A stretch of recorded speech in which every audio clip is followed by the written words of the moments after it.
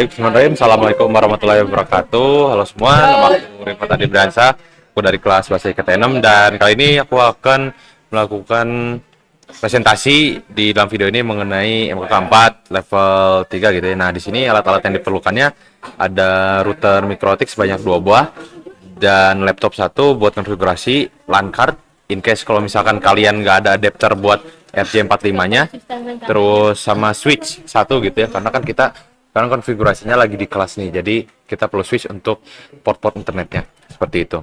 Nanti aku bakal tunjukin juga ke kalian buat si topologinya seperti apa, alat-alatnya seperti apa di kamera handphone. Nanti aku bakal tambahin di video ini.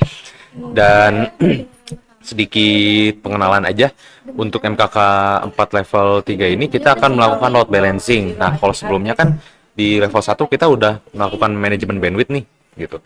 Nah, di manajemen bandwidth ini kita mengatur si internetnya gitu ya. Misalkan satu port itu misalkan ETH2 tuh 10, terus ETH3 tuh 5. Nah, nanti di load balancing ini kita akan nyeting ataupun konfigurasi supaya kita dapat kedua internetnya itu. Jadi kita nggak dapat 10 sama 5 aja, tapi kita dapat dua-duanya. Jadi kita bakal dapat 15 Mbps. Nah, itu akan kita lakukan di load balancing ini.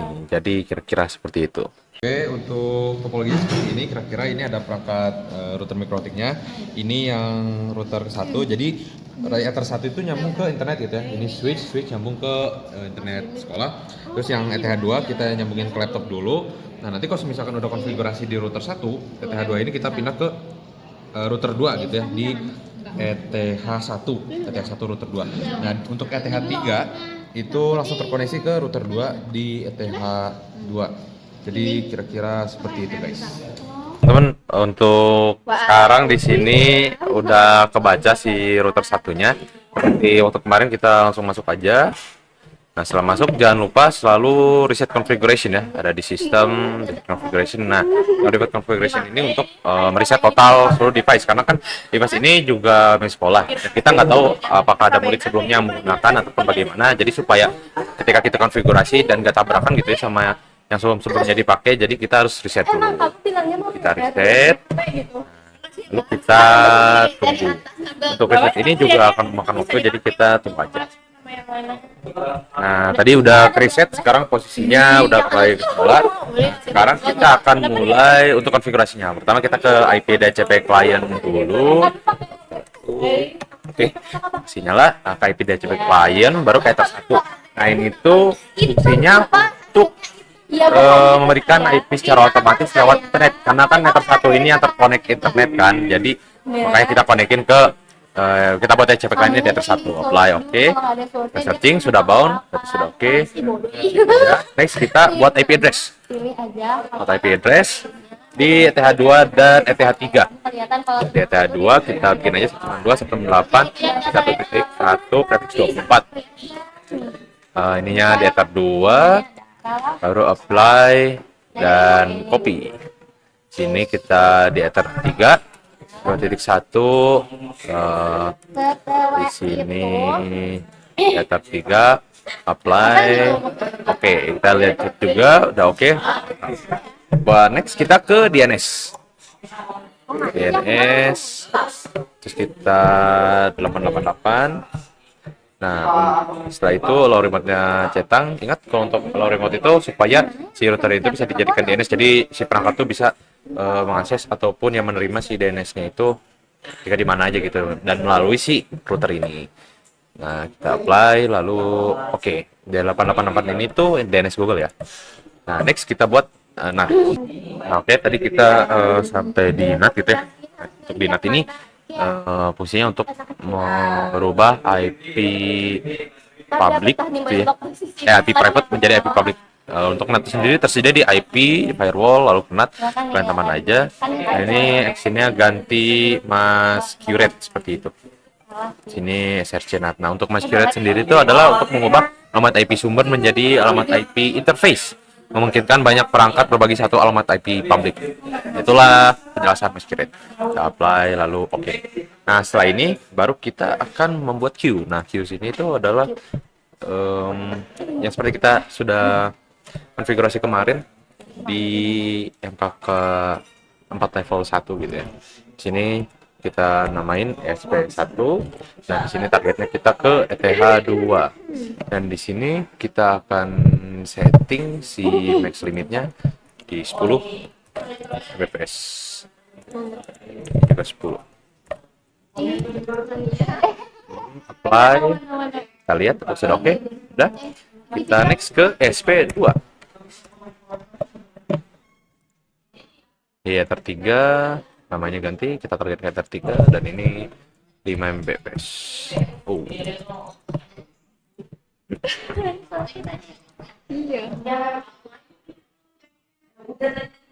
Apply dan oke. Nah, jika sudah demikian, kita akan masuk ke IP DHCP server. Kita kasih DHCP servernya di Ether 2 dan 3. Kenapa demikian? Karena memang Ether 2 dan Ether 3 itu yang akan diberi IP khusus gitu, si port-portnya ya. Nah, bukan di sini tapi di DHCP setup, kita ke Ether 2, next. Dong, baru yang Ether 3. Virtual kamera nggak sih?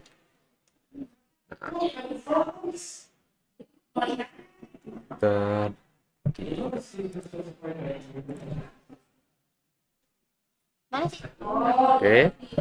Nah, setelah itu kan kita terkoneksinya dengan di port kedua ya.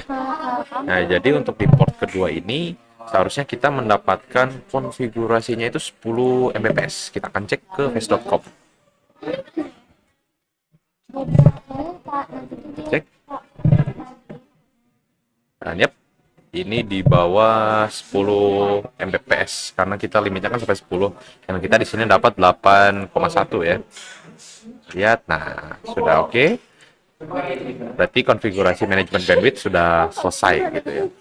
Nah, untuk fungsi si queues ini tuh untuk apa gitu, karena seperti yang saya udah jelasin di hari kemarin, di Rabu gitu ya. Jadi untuk manajemen queue sendiri itu fungsinya untuk kita mengatur si jaringannya gitu. Jadi kita nggak ngambur-hamburin megabyte seperti itu. Nah, setelah kita cek ternyata di face.com udah selesai dan di konfigurasi juga udah oke, kita akan pindah ke router 2. Nah, sekarang kita udah konfigurasi di router satunya ya, dan kita sekarang akan masuk ke router 2. Ini juga lagi rekaman ya. Kita akan masuk ke router 2, dan di sini dari laptop itu akan kita masukkan ke ETH4 ya di router 2-nya. Nah, ini udah kebaca. Kita akan connect. Setelah connect, kita reset dulu. Kenapa di reset? Pakai Ethernet gitu. Oh iya betul. Sekarang kita akan tunggu. Nah, belum ya. Nah, Salah. kita akan tunggu reset konfigurasinya. Bukannya Nah, oke guys. Jadi tadi kita udah reset dan ini udah muncul lagi. ini gak sih? Next. Oh namanya ini. Ada. Oh nggak boleh kembar ya. Kita connect lagi. Nggak boleh Nah, guys. sekarang kita sudah connect, dan pertama supaya memudahkan kita akan ganti si namanya gitu ya. Kita akan masuk ke dalam interface. Nah, kita ganti Ether 1 ini namanya jadi ESP1. Ganti namanya jadi ESP1. Apply, oke. Ini tuh biar Dan itu yang dua ini, Ether 2 ini kita akan kasih nama ESP2. Apply, oke. Dan di Ether 4 itu kita akan kasih nama menjadi client. Nah, di sini tuh hanya untuk perubahan nama ya guys. Oke. Nah, setelah itu kita akan membuat DHCP client untuk Ether 1 dan Ether 2, karena untuk Ether tersebut akan menerima alamat IP secara otomatis dari DHCP servernya Ether 1 gitu ya. Ini dulu dua. Nah, bisa. Ini DHCP client ESP1. Nah, ini sinyal kamera Kita default root-nya no. Kalau misalnya nggak sampai ke sana Apply di ESP2. Apply, oke. Kok keluar? Udah keluar ya? Kita coba lagi. Nah, di sini kita akan lanjut. Oh ya, tadi untuk yang no default route itu fungsinya itu untuk menerima rute secara otomatis itu ya dari DCP kan. Tapi karena kita settingnya di sini akan secara manual gitu, jadi kita gak bakal memakai si default route-nya itu. Nah, next kita setelah itu akan masuk ke IP address ya. Di IP address Tapi orang-orang bakal lebih ngerti kayak ini gitu. kita akan tambahkan untuk si client, Di TikTok ya. yakni ETH4. Nah, Kita. ini address kasih 10, 20, 30, titik 1, prefix 24, apply, lalu oke. Dan setelah ini kita akan ke DNS. Kita kasih DNS dulu lagi, 888. Nah, setelah itu kita allow remote request, apply, dan oke. Setelah itu kita ke firewall dan IP firewall. Nah, kena. Sini kita akan mengubah si out interface-nya ya. Out interface-nya tuh akan di ETH1, yakni tadi ETH1 itu SP1, dan kita akan ubah si actionnya menjadi masquerade. Masquerade udah, dan di sini kita, oh ya tadi actionnya masquerade, di generalnya udah out interface-nya SP1, dan kita apply lalu copy untuk buat yang SP2-nya. Actionnya masih sama masquerade. Lalu kita tadi di sini kita apply dan oke. Nah, setelah itu baru kita ke routing gitu ya. Routing ini itu fungsinya untuk membuat si jalurnya bagi perangkat yang akan kita buat gitu. Nah, untuk yang pertama kita gateway-nya menggunakan 192.168.11 dan di sini kita pingnya cek ping, baru kita distance-nya 1 gitu ya. Nah, itu apply dan copy. Ini baru kita buat 2.1, ini distance-nya 2. Nah, habis itu apply dan oke. Bisa kita lihat di sini bahwa memang keduanya reachable gitu ya, berarti sudah oke. Nah,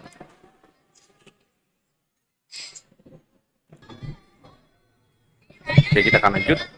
Tadi kita sudah sampai di roots ya. Kita cek lagi roots-nya.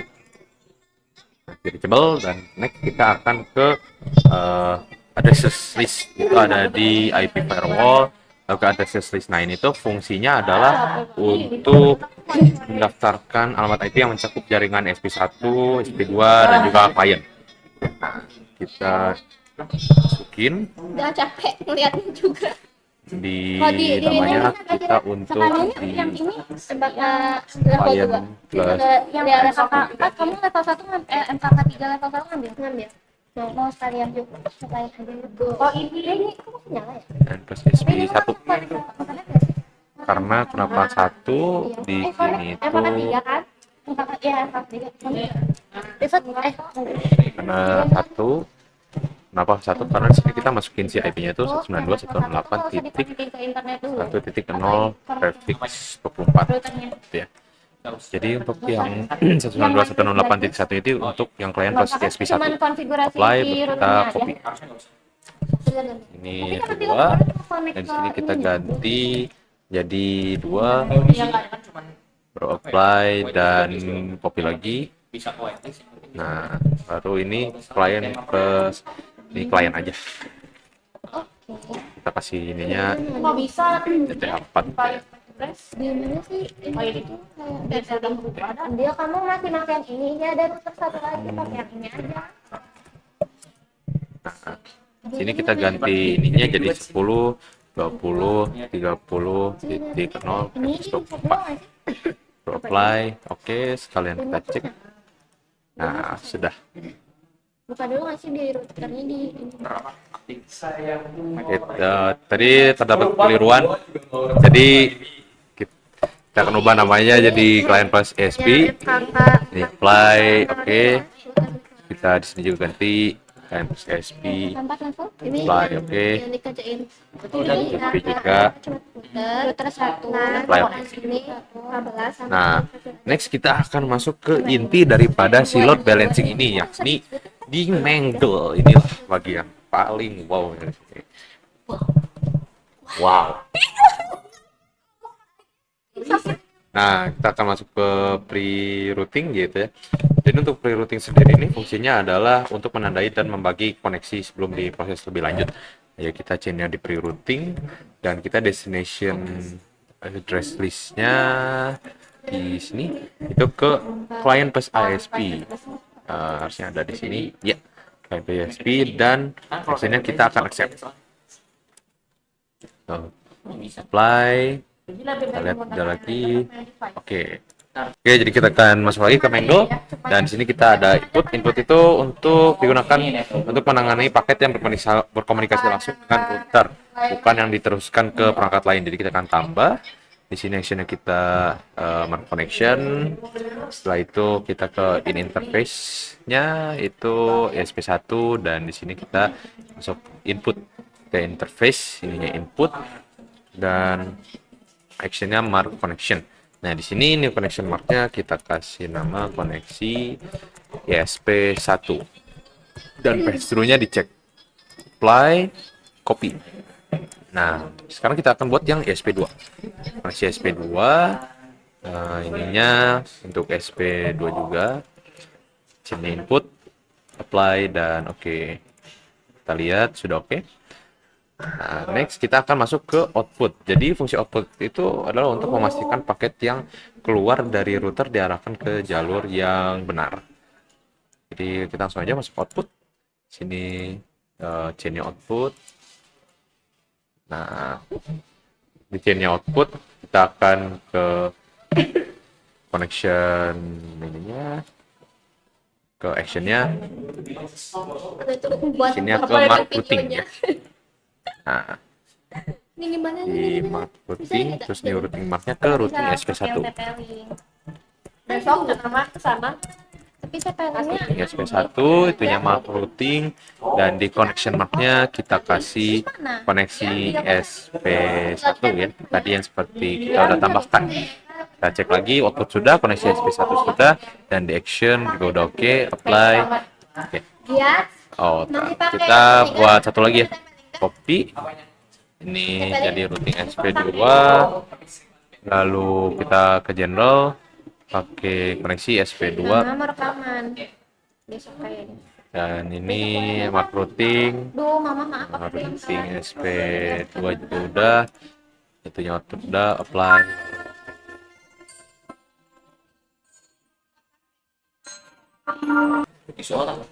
Oke, kita akan lanjut. Jadi kita nunggu bell. Nah, di sini aku lupa tadi pass-through-nya kita matiin ya, guys. Apply oke. Lalu di nah, di videonya juga kita matikan, apply dan oke. Ya. Nah, setelah di output kita akan masuk ke pre-routing kembali gitu ya. Oke, sekarang kita akan lanjut ke pre-routingnya ya. Kita tambah, kita di output pre-routing. Oke, lalu kita ke source address list. Kita tambahin client plus ISP dan di destination address listnya kita pakai ini dan kita centang. Nah, setelah itu kita ke per connection classifier. Nah, per connection classifier kita kasih both address and ports. Both address, both address and ports. Lalu kita kasih dua ini apply setelah itu kita udah kasih 2/0 dan kita akan lanjut ke destination address type ya. Destination address type-nya ada di sini. Nah, di sini kita ganti menjadi local. Jadi lokal, invertnya kita cek, kita ke action, mark connection,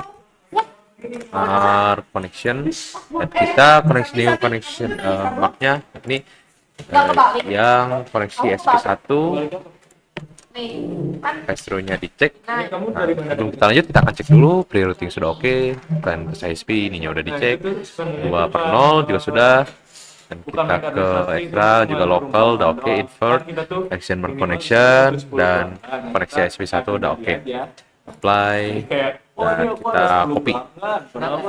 Ya. Nah, habis itu kita akan buat lagi pre-routing yang sama, tapi untuk ke ISP 2.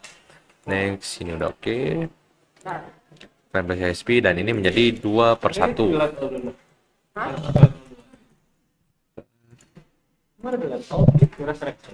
Oke. Itu pre-routing juga udah oke. Itu apply oke. Nah, oke. Baru kita akan ke pre-routing kembali, another pre-routing. Jadi untuk pre-routing yang terakhir ini tuh ada 4. Jadi satu ether itu mempunyai 2 pre-routing gitu ya. Kita ke pre-routing, chainnya pre-routing dan source address list. Masih client plus ISP. Oke, done. Habis itu baru kita ke connection marknya. Ini koneksi ISP 1. ini apa mana ya? Nah, function marknya ISP 1, dan kita ke action. Actionnya kita ke mark routing. Mark routing dan yang connection marknya di koneksi ISP 1 juga. Itu sama nggak sama Salah ya, beda kan? di mark connection. Sama yang HP beda. Kayaknya ini PC, ini laptop lah. Soalnya biasanya laptop. Artinya juga pasti. Oke, kita akan lanjut ke pre-routing selanjutnya. Kita langsung aja chainnya pre-routing, source address listnya kita client plus ISP. Nah, client plus ISP sudah. Baru kita akan ke connection marknya untuk menandai si connectionnya ya. Koneksi ISP 1. Nah, habis itu baru kita ke action. Kita ke mark routing. Habis itu baru new routing marknya ke routing ISP 1. Ya. Pass-through-nya masih checklist, apply, baru kita copy. Ini kita ganti ke ISP 2. Lalu kita akan ke koneksi ISP 2. Oh, Sabi, ya. Aku jadi kebalik lagi nih, ISP 2. Jadi kita akan lanjut apply dan oke. Jadi oke. Nah, setelah kita pre-routing, kita akan ke IP routes lagi ya. IP ke root. Nah, baru kita akan routing sebanyak 2 kali gitu ya. Tambahin dulu, pertama gateway-nya untuk 192.168.1.1. Dan di sini cek gateway-nya ping, yang distance-nya 1, dan routing mark-nya adalah routing ISP 1. Kita apply dan kita copy. Oke. Nah, kan, kan.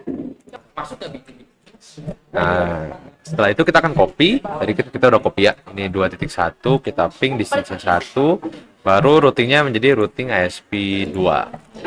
Apply dan oke, reachable ya. Kita bisa lihat reachable.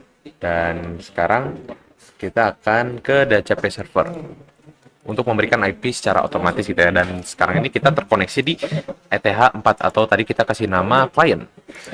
Next. Oke, nah sekarang kita sudah selesai untuk si konfigurasinya. Oke, sekarang si konfigurasinya sudah masuk ya, di Mangle juga udah terkirim si paketnya. Sekarang kita akan tes ke speed test ya. Sekarang aku akan coba website yang berbeda, yakni di Ookla. Kita akan tes. Pertama dari si downloadnya dulu ya. Oke, untuk downloadnya sudah sampai 15, di bawah 15 gitu ya, cukup.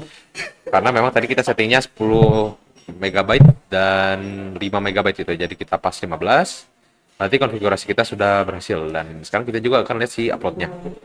Karena tadi kan kita juga nge-set si uploadnya sama ya 10 dan 5. Nah, naik, oke. Untuk uploadnya juga sudah oke, konfigurasi kita sudah masuk di bawah 15 dan di rentang 13 MB. Jadi kira-kira seperti itu teman-teman untuk konfigurasi MKK 4 level 3 ini. Jadi yang sudah kita pelajari hari ini yakni adalah kita melakukan load balancing yang dimana kita menyatukan dua koneksi berbeda yang kita sudah set tadi di manajemen bandwidth sebelumnya. Jadi kira-kira seperti itu, dan tujuan ini itu adalah dari manajemen bandwidth kita supaya nggak hambur-hambur internet, dan kalau misalkan kita membutuhkan jaringan yang lebih besar kembali di suatu router ataupun suatu jaringan, kita gunakan load balancing. Jadi kira-kira seperti itu teman-teman. Terima kasih yang sudah menyaksikan sampai akhir. Wassalamualaikum warahmatullahi wabarakatuh.